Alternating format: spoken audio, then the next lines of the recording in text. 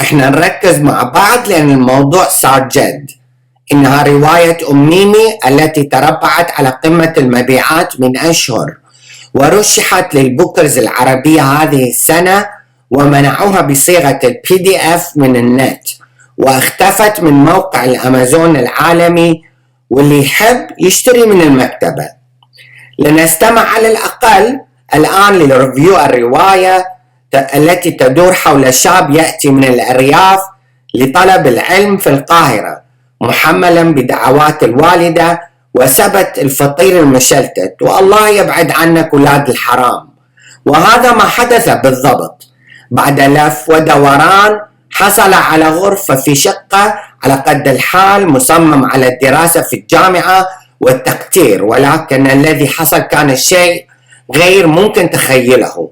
صاحبة الشقة أم ميمي التي شاف فيها الويل وابنها يشتغلون في تأجير الغرف لبيع المتعة المحرمة. هذا ما عرفه من أول يوم.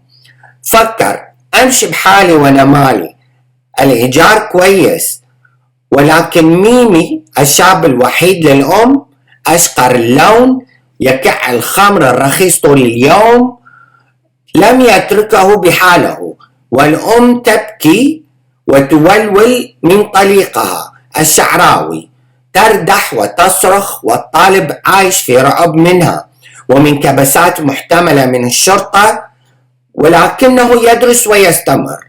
تمرض أم ميمي، يأخذوها لمستشفى الراهبات لأن معاملتهم حلوة وما بيكلفوش حاجة.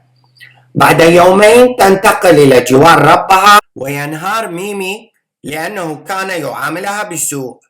والآتي أعظم، ينتقل الشعراوي إلى الشقة، يزيد الإيجار على الطالب فورا، وندخل في العالم الذي سماه الكاتب التعريس، ونقترب من تفاصيله. نتعرف على أبو سامية الجار وزوجته وبناته سامية ورحاب، اللي بيسرحهم أعوذ بالله للي يدفع أكثر بمساعدة غرف بيت الشعراوي. طبعا سامية يحبها عربي ثري، تسافر معه إلى بلده، ثم تبدأ سلسلة مشاكل تتوالى على رأس الطالب. وميمي يحب رحاب، ورحاب تحب ميمي، والستر مع الطالب، والشعراوي يريد فلوس أكثر، والطالب يريد إكمال دراسته فقط، إنه في سنة أولى. نقرأ في الكتاب عن موضوع تابو في الروايات العربية، الزنا وبيع الجسد، عن أشياء موجودة ولكن لا أحد يتكلم عنها.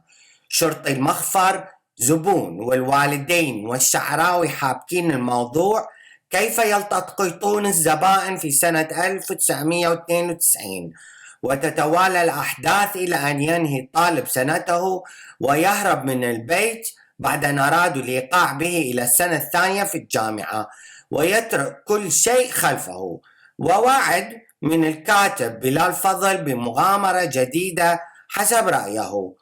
الكتاب برأيي للمراهقين ويناسبهم، ولكن أنا أحب المواضيع الجديدة والمشي بين المخاطر، ولكن مع الأسف لم يعجبني هذا الكتاب.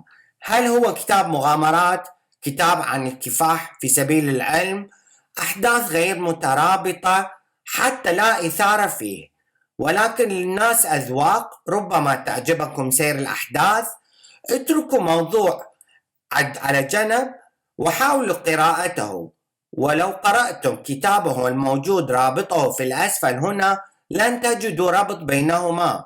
أفكار رائعة، اختيارات رائعة، كتب ممتازة، نقد على أعلى مستوى، ولكن لولا اختلاف الأذواق لبارت السلع، أليس كذلك؟